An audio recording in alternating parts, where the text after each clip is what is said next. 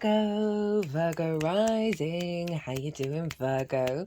This is your reading for the Scorpio new moon that's happening on the 1st of November 2024. It's a Friday. It's Venus's day. She is influencing this moon. Hello and welcome. My name's Chloe. I work with card divination, astrology, and as you just heard and as you can see, I channel multi-dimensional energies through my body, both in the form of physical and vocal light language, and all of this is bringing in healing, attunement and activation codes to the messages that come through in these readings. So I read for the rising sign. So for those of you who don't have Virgo in the first house, look to where Virgo does fall in your natal chart. Look to the house that it's in, the themes of that house, and you want to apply those themes along with all the other meaning you've got going on in the sign of Virgo to the messages that come through, because it will be as if that Virgo energy has now energetically moved to the first house. So if you don't know your time of birth, you can still apply what comes through with the what you've got going on in the sign of Virgo to these messages. For the astrology of the rising sign, we'll always link in as always. Take what resonates, leave what doesn't. So there's going to be 3 piles with this reading. The first pile is, what is the most integrated and expansive intention of this new moon that will unfold over the next 6 months? And I like to tap into this energy because then you can apply this perspective to anything that's going on in your life: the good, the bad, the ugly, the beautiful, the chaos, the order, the light, the dark, the infinite, the finite, the confusing, and the what is clear to you, right? So if anything, what's going on, you can just go back, okay, what is the intention behind all of this? And so if you want a deeper dive on this moon for you, my lovely Virgos, you might want to go pause this video, go watch the collective reading, because that's where I broke down the astrology of the exact moment of the moon in way more detail. And that obviously, if I tap into that energy, what is the intention behind that?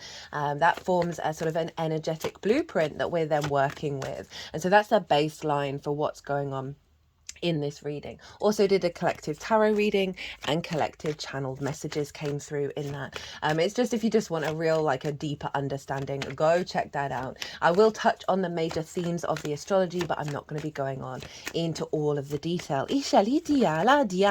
Now, Virgo rising, where is this happening for you?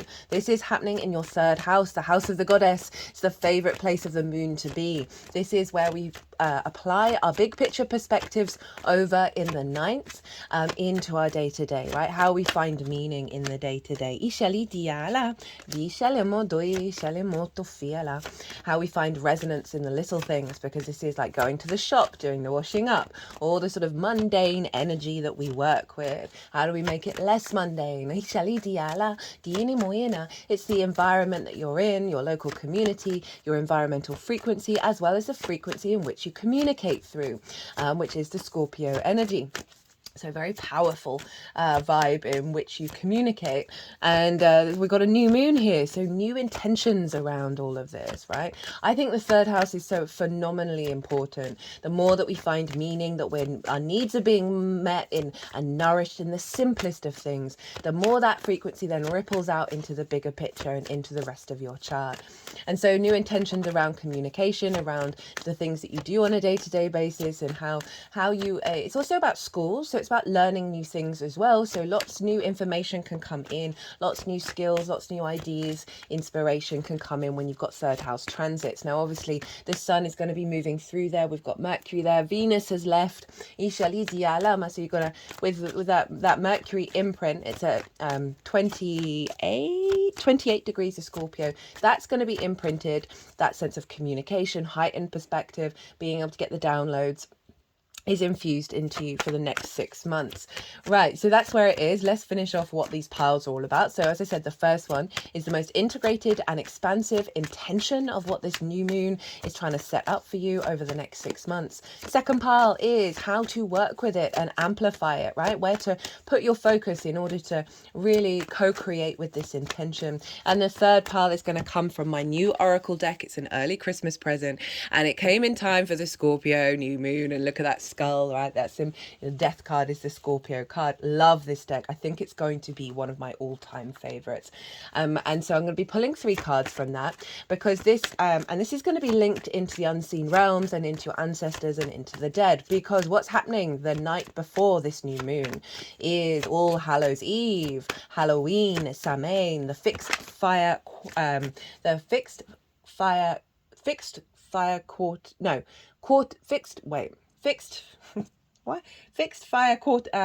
quarter fire. I don't know why I'm getting that all mixed up. Probably something around communication and what's being released of like the tangled up, and also any judgment that you feel over not necessarily getting your communication out. I feel like that's a really healing process. All my heart space is just really expanded at that one. So the veil is really thin at the time, and that's happening the day before the new moon. So it's happening in the balsamic phase, and this is when we can release a lot of wounds and bring in a lot of wisdom from those unseen realms. So there's going to be 3 cards from that oracle deck. By the way, all the decks are in the description box if any of them take your fancy. And this is going to be, the first card's going to be the message from your ancestors, right? And the message from the dead. The second card is going to be the message from the overall spirit realm. And the third card is the message from the Fae. So that's what's going to go on with all the cards. I'm going to pull a couple of clarifiers from the First Light Tarot deck, which is Major Arcana, and then keyword cards, key activation cards at the end of the reading to sort of sum everything up. So this moon is making very little aspects to any other part of the chart. The major aspect it's making is a trine with Saturn, who is still retrograde over in your 7th house of Pisces. With Pisces, this is the house of the other. This can be business partners, intimate friends, clients, long-term committed romantic relationships, as well as your relationship with Source.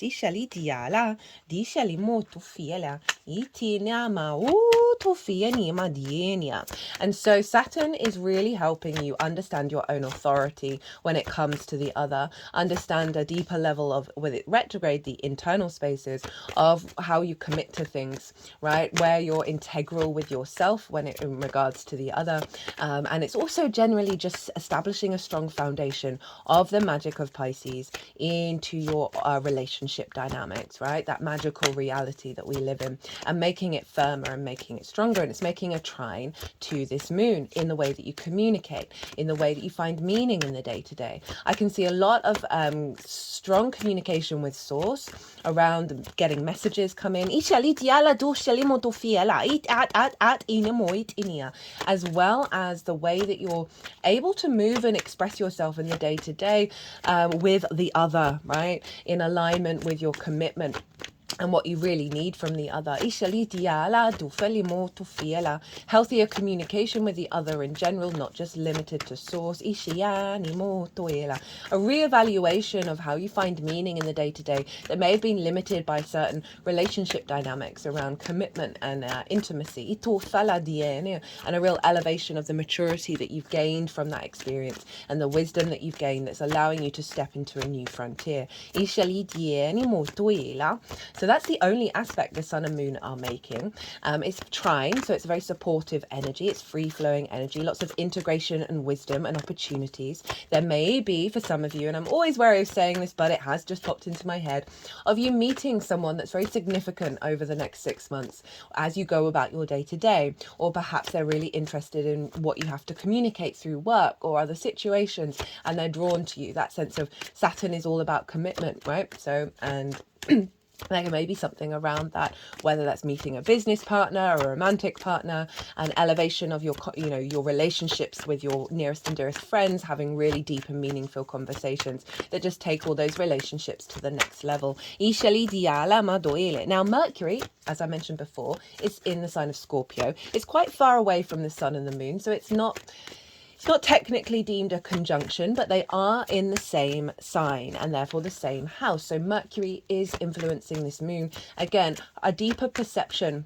beyond the illusion of just the shadow, right? Of the power of the shadow, the power of the darkness, the intensity of Scorpio, great loyalty. So I can see, as I say, a lot of downloads coming in where you're I feel like layers of your throat chakra are going to be pulled back, and the truth is going to come out in a way that's really integrated and expansive for you. I can see you just getting, as you go about your day to day, more downloads, more ideas come through. Now, as I said, those are the only aspects. So let's look to where Mars is, because Mars traditionally rules Scorpio, which is what I work with. And Mars is over in the sign of Cancer, a fellow water sign ruled by the moon. So Mars and the moon are in what's called mutual reception. It was the same for the Aries full moon as well. They're basically psychic hotlining each other. They're facilitating each other's experiences and working together to really amplify that energy of your intuitive body, your needs being met through your actions and your deeds, your motivation. So Cancer for you is in your 11th house, the house of good spirits. This is about your hopes and your dreams, friends, groups and alliances, and reaping the benefits from your 10th house, which is life purpose, career, visibility, reputation. So Mars being there, Mars will retrograde back into the sign of Cancer. It's going to kick off in Leo. It's going to spend a lot of time in Cancer. So I love Mars in the 11th. This is strong motivation and drive around your hopes and your dreams, getting stuff done.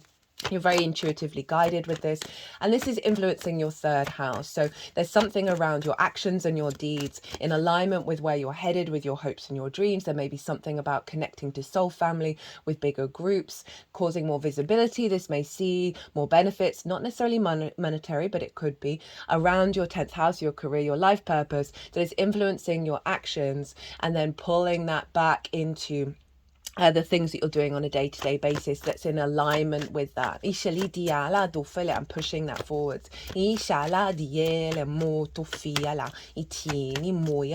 So these communications, these downloads, the way that you perceive your environment and work with it and find more meaning with it is going to just create more expansion for your intuitive body in your actions and your deeds to be in more in alignment with what serves both of those sides of like a happy day-to-day, as well as clearing more space for you to hope and dream, because you're more in alignment in the day-to-day.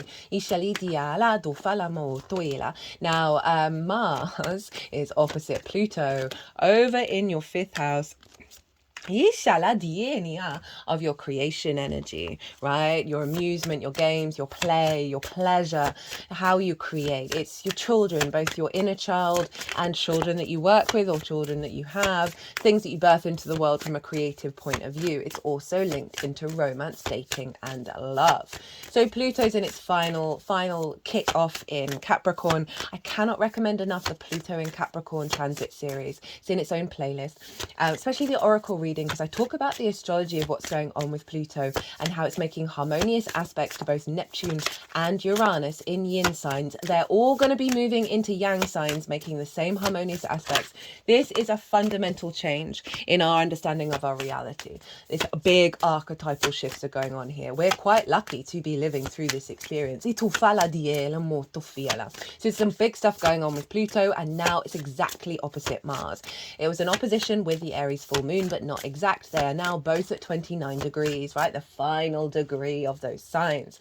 And so this is in the way you're transforming how you create, how you find pleasure, how you find joy, getting back to your rooted power, your magnetism, drawing towards you situations, frequencies, people in your life that come from a creative point of view that's in alignment with your hopes and dreams, right? I also see strong motivation and drive around your actions in terms of elevating your hopes and dreams that is being fueled by the power of Pluto, of your creation energy. So lots of creative ideas on the day-to-day, right? Remember, all of this energy is feeding into your 3rd house in the way that you perceive and understand meaning and communicate that.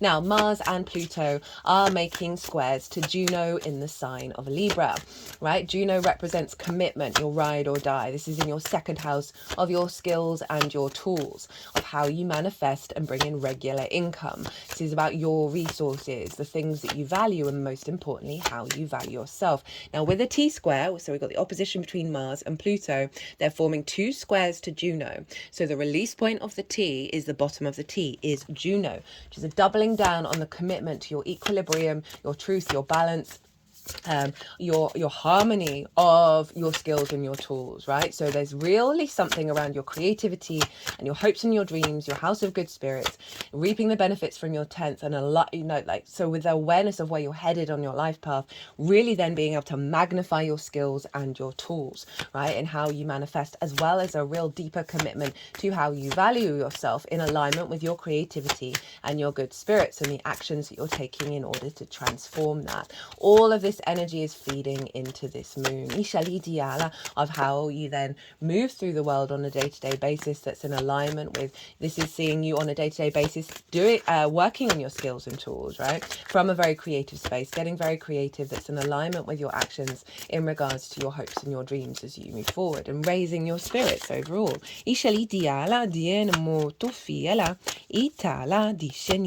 So that's some of the major stuff that's going on. But I do want to, just because we've still got 2 more cards to come out, so you get a bit more astrology than I've been doing for everybody else. Now, I said Venus is ruling, well, she's influencing this moon because it's happening on Friday, which is Venus's day, and that's in the sign of Sagittarius for you. So we have that sense of connection, that unity, that love, appreciation, value, creativity, harmony of the Venusian energy coming from your root system, your 4th house of your foundations, your ancestors, both blood and soul lineage, right? Your parental figures, the roof over your head, and the things that you do in private. So she is helping you find more connection, more harmony to the nutrients in your root system, to wisdom from your ancestors, lots of feeling very creative, getting your vibe on at home, right, in your private life. That's facilitating the elevation of your skills and your tools, your creativity, and the messages that you're getting as well. And so you can see a lot of stuff getting downloaded in your 4th house, right? A strengthening of your root system. And so this is all going to be imprinted over the next 6 months. So as I said, lots of creative stuff going on, creative energy, finding a deeper truth of your resonance, of your frequency, the magical reality in your day-to-day. Really elevating the downloads that you're getting and the lens that you're in which you communicate, that is providing a lot more inspiration for you. And communication isn't just talking, it's absolutely everything that we do. Finding more flow, more strength, more power, a more transformative energy in the little things, in the day-to-day, that's just giving you little clues and synchronicities around your hopes and dreams coming into manifestation. But remember, this is a new moon, so we're planting seeds of intention around this time, and all of this will then intuitively unfold because those seeds are being planted into the moon's landscape, which is our intuition, whether our needs are being met or not, our nourishment. The sun, the vision, the clarity of that Scorpio energy is pouring into the moon. And so through your intuition, and through your intuitive acts, you will see things begin to manifest over the next 6 months in regards to those themes that I just talked about.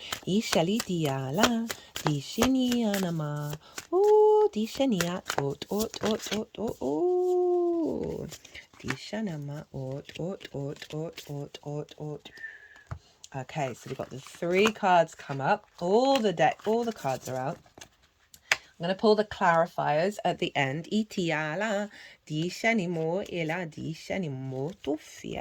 Okay.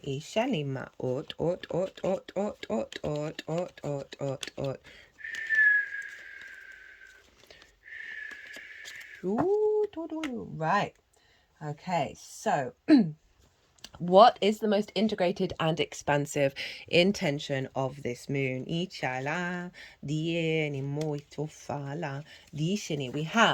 the Page of Pentacles, the Lovers, the Chariot, and the 6 of Wands. This is shown up in the other readings that I've done today, which is very interesting. It also showed up in reverse as what we're releasing in the new moon in the collective reading. So the Page of Pentacles, so got big communication energy coming in that collective reading. The tarot was mostly pentacles, so the bigger theme of the collective energy is what we're working with in regards to, oh, I forgot to mention the Grand Water Trine.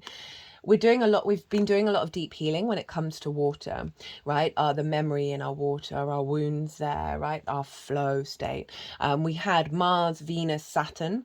Then we had Mars, Venus, Neptune. Now we have Mars, Mercury, Neptune. I forgot to bring in that Neptune energy. So the three water signs are all being activated, right? So there's relationship with source, the way that you communicate and find meaning, and your hopes and your dreams. That Neptune energy is helping pull back the veil. It's retrograde also, of that we do not live in a magical reality, that there isn't abundance for everybody, that there aren't miracles all the damn time. It's in your seventh house, right? So as I said, other.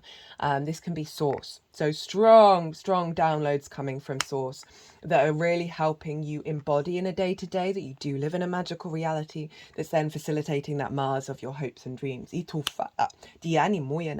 Again, healthier, more abundant relationships that are more magical, really allowing your ability to communicate and perceive how to facilitate that, as well as what relationships aren't going to serve you moving forward.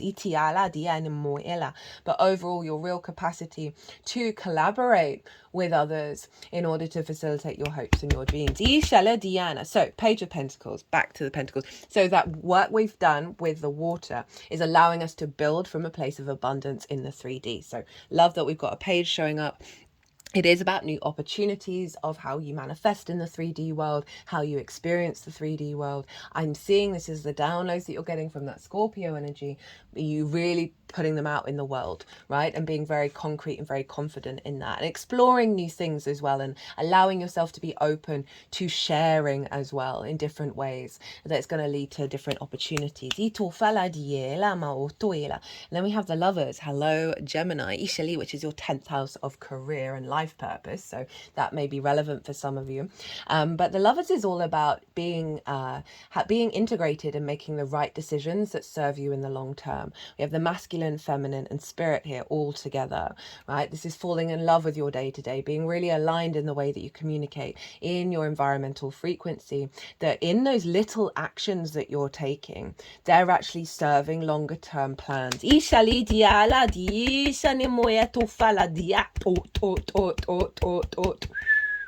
As I said, that's that Gemini energy of your life purpose, your career, of through this process of the page, right? This is a new way of communicating. And when I say new, it was always inherent within you, but a clearing out of some blockages that's allowing more this free spirited energy. Pages are so excitable. They've just got into the court. They want to talk to everyone. They want to learn all the things. So there's a really something of learning lots of new things, and it really influencing your integration. But then that 10th house of having an effect on your life purpose. As I said, that third house, the more we find meaning and resonance and joy and beauty in the little tiny things, the more we get in alignment and clear a lot of stuck energy. That means that our path towards our life purpose becomes a lot clearer in the day-to-day.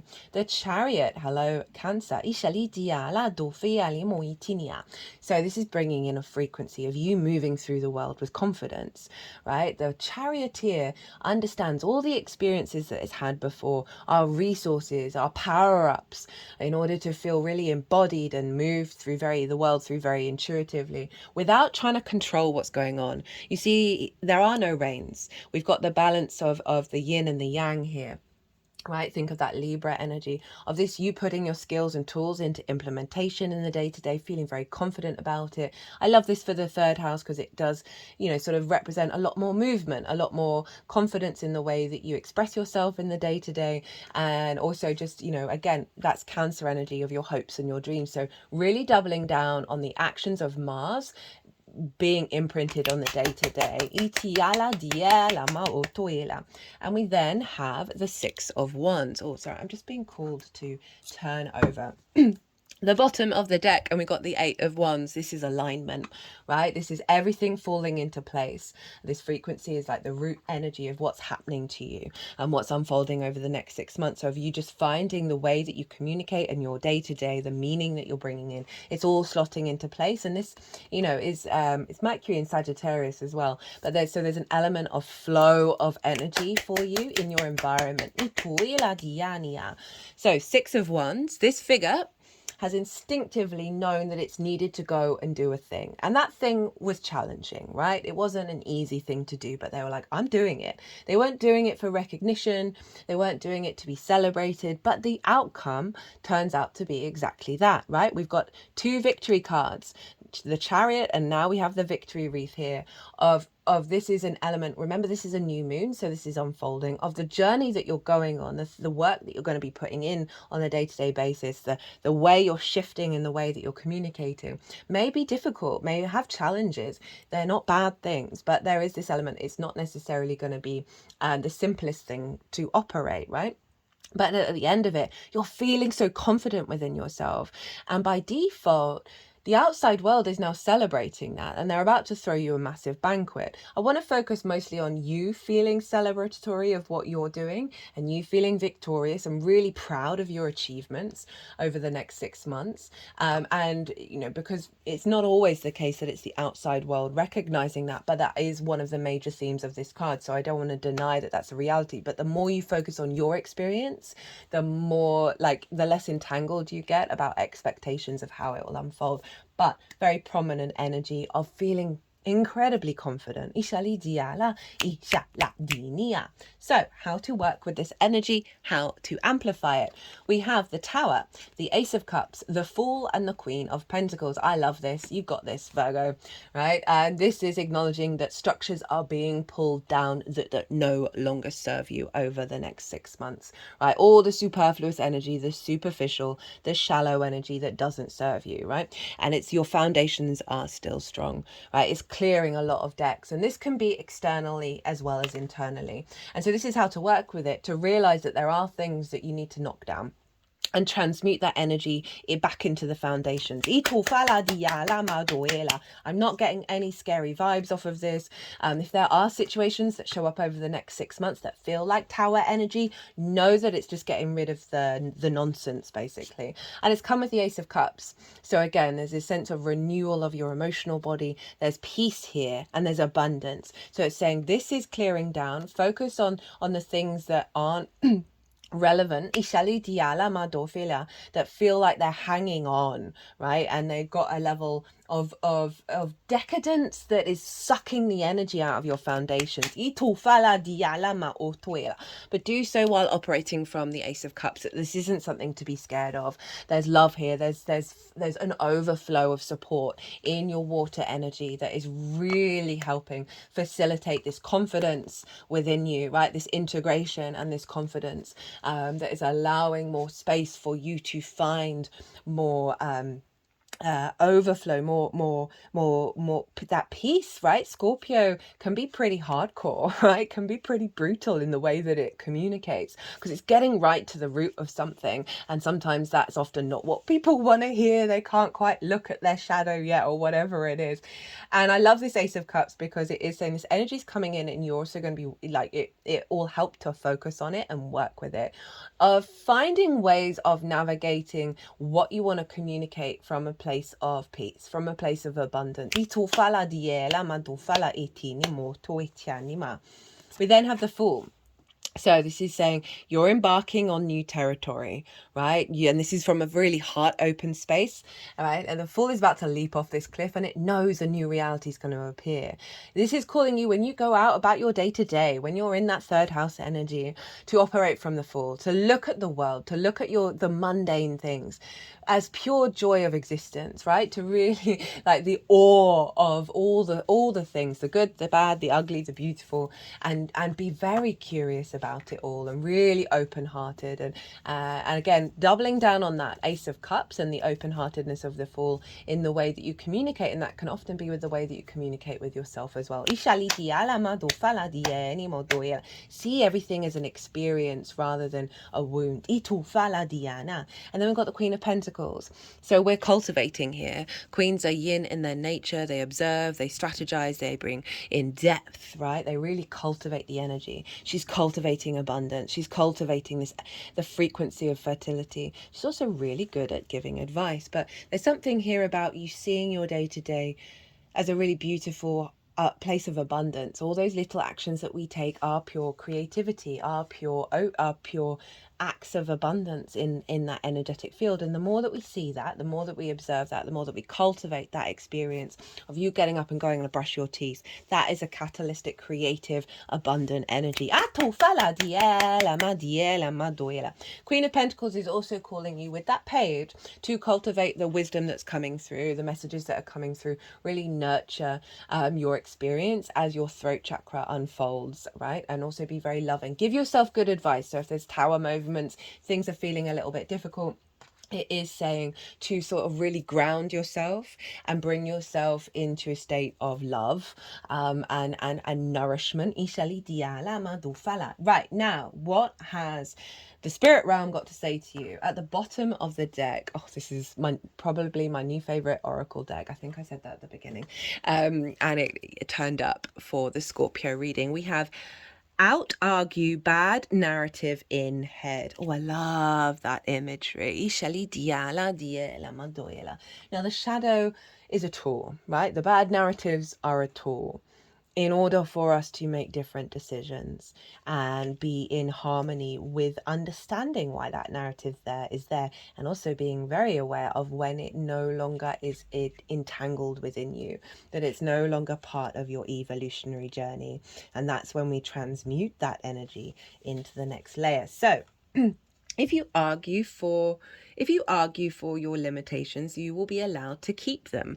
Again, that's kind of the stubborn scorpionic energy. It's fixed in nature. It can be very stubborn, also very loyal. So there can be certain fixed emotional resonances that give you a perspective of that is a limiting belief. Both sides can always be argued. Defend the future you wish for. There's Mars up in your hopes and dreams. Whether you believe you can or you believe that you can't, you're right. So there's a forward thinking energy here, right? Getting out of the quagmire. And again, sort of bringing it back to how you communicate with yourself. So what do your ancestors wish to tell you?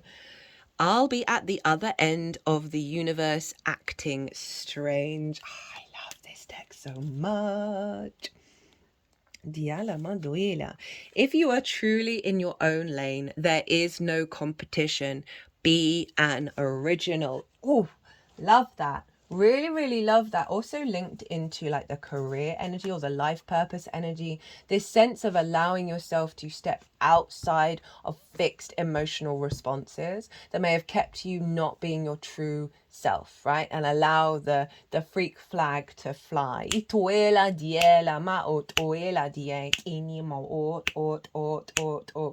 feels like the alignment, right? The more that you open yourself up to the strange things in the world, to the possibilities, right? The more that you'll bring in this alignment of your true nature. Now, this is what the overall spirit realm wishes to tell you. I used to live in fear, so I know the area well. Yep, hasn't changed much. The objective of fear is to claim more of itself. It will always be this way. Focusing on your worries will only multiply them. Instead of trying to escape or fight anxiety, accepting it can allow you to focus on real solutions. So that's some really, like, I love this deck. It can be really blunt, but it's really powerful in its energy. That's the tower, right? Of there may be some fears, some worries in your life, right? Of how things are unfolding, how you find meaning, how you communicate, how you bring that creativity in, how are you getting in alignment with your life purpose? What are your relationship dynamics with? That Scorpio energy can fall into fear, can fall into paranoia. I talk about that more in the collective reading. So this is about our perception around that and how we engage with it. It's following on from the Aries full moon, which was allowing a new frequency around how we engage with conflict, right? So there's a sense of the awareness of, through that accepting, you are going to be releasing a lot of that entanglement, right? That shadow energy where it's not completely dominating and controlling, and bringing in this alignment. Like the Queen of Pentacles observes things that might not work, but without placing worry on them. She's very grounded. She's able to facilitate creation in the 3D world by really holding space for the capacity to create, the capacity to be in your body, in this planet, on this incarnation. And she's very soothing, right? Itofa, very grounded, good advice. And so that feels very powerful coming through. So the final card, what do the Fae want to say to you? Extremely slow, long-term growth. Now, I got this yesterday. I've been pulling card of the day for myself to get used to this deck. I've not flipped through it because I want them to be surprises. I mean, think of that fixed energy, right? Or the long-term goal. Once it gets started, it will just keep on going. Are you cultivating fleeting happiness or deeply rooted internal bliss? No one has ever regretted making the long-term plan. So this is tying in with that tower of, I feel like that, of like certain superficial understandings, perspectives that are very like clawing in the moment and the exhilaration of certain things, whether that's the good or the bad, that there's a powerful energy coming through that is releasing that in order for, you know, this is very integrated and empowered, and a renewal, like a new energy coming into the Lovers and the Chariot. But again, it is highlighting that there may be some sort of difficult energy coming up. But as I said earlier, the oracle readings recently have been pretty hardcore because we're now able to be really balanced with the dark and the light and not see, oh, the scary boogeyman anymore, right? We're able to sort of stand in our power way more. And this is all the grand water trines that have been going on. So this is saying, keep doing the day-to-day stuff and focus on the long-term feeling that you want to feel, that eternal bliss, not the short-term responses. And that's how you're gonna really build with the what's coming through with this third house energy of the meaning, right, of how you find meaning in the day-to-day and how powerful that is. So 2 cards coming from the first light tarot. We have the Devil, trapped, loss of freedom, fear, ruthlessness, healing, service to others. So you're going through a deep process of healing and releasing things that have kept you trapped, right? And kept you in a fear state. And you're healing yourself. You're doing some really deep, powerful, transformative healing on self. And whether that turns out to be acts that then transmit through you to others, but I'm getting mostly that it's simply by you doing this, you are helping others in their process. Like the collective. Right, Virgo, I'm going to leave it there. I hope you enjoyed this reading. Powerful, right? They're not messing around, really. With that tower and the upright, yeah, there's quite a few cards that sort of letting you know, okay, there's some difficult things, but you are getting to this alignment and a real youthful, like innocent, fresh way of looking at the world that isn't jaded, isn't heavy, that is leading to you being really integrated and very confident and victorious in who you are in this incarnation. But remember to focus on the love and the open-heartedness and ground yourself and know that you are transmuting some really powerful energy here, Virgo. Okay, I'm going to leave it there. I hope this resonated. I hope you liked it. If you did, hit that like button, drop me an emoji, leave me a comment about how it's showing up for you. I love to hear from you. If you want a personal reading, my details are everywhere. Other than that, Virgo, be good to yourselves, be good to those around you. Safe travels and be well until we meet again.